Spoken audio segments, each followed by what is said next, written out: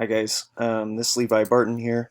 I just wanted to talk to you guys about polleverywhere.com, as you can see here in the URL. It is a website and it is also an app that you can find on the Apple Store or the Google Store, either one. Right now I'm just going to show you guys the website. Okay, so I'm just going to go ahead and log in, sign in with Google, click my Google account. That's the easiest way to do that. Okay. On the left hand side you have some options here. Okay, right here is the activities portion. Right now we're on the home page. The activities actually pops up here as well, and here's some recent activities that I did. Okay, so I'm just going to click on one. Well, actually first let's go to the activities page. Okay, when you pull up the activities page, here's a list of activities. This right here is kind of similar to what you would see or Kahoot, right?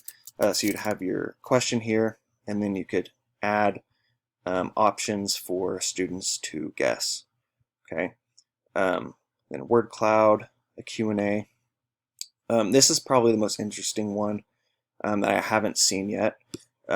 This gives you the option of clicking a picture. So if you were like a geography teacher, you could have a map and students would be able to click certain points. So you could ask a question like, where is Kansas? And you could, make one of the options here, right? Or over here, Florida, Texas, whatever it is. Okay. And then students would be able to select which one they think is Kansas. If you're a math teacher, this would work really well. And I'm an art teacher, so I'm going to show you guys an activity that I made for art. Okay. So for instance,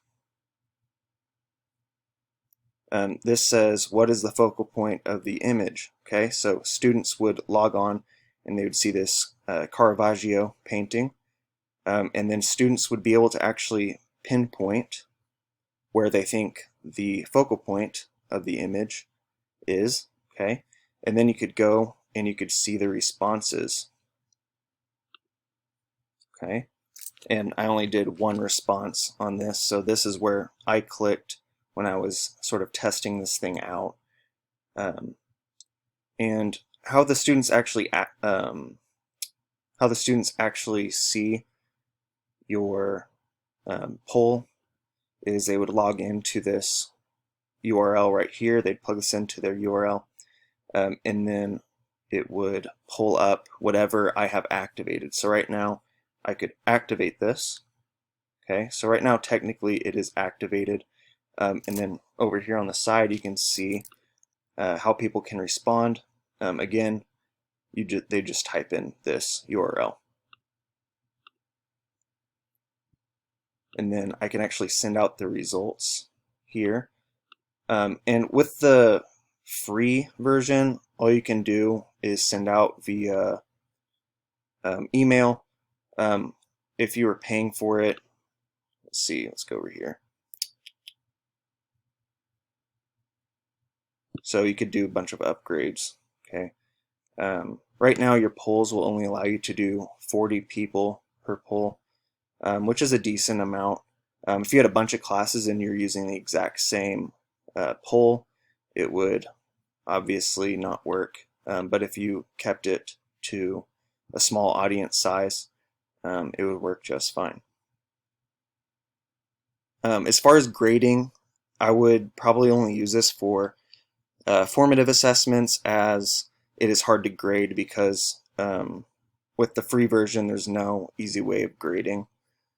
But it would be great for icebreakers and some class discussions like I do, what are called like art talks.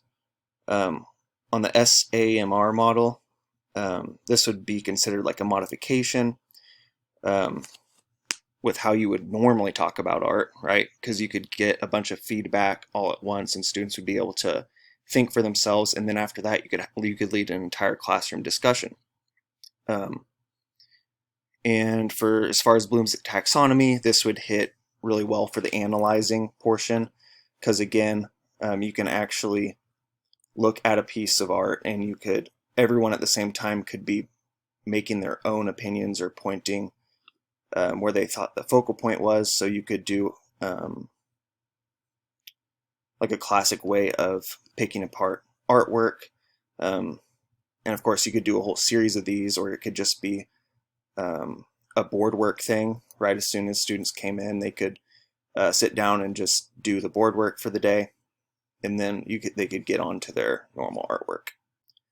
But that about wraps it up for the free portion of this. Thanks for watching.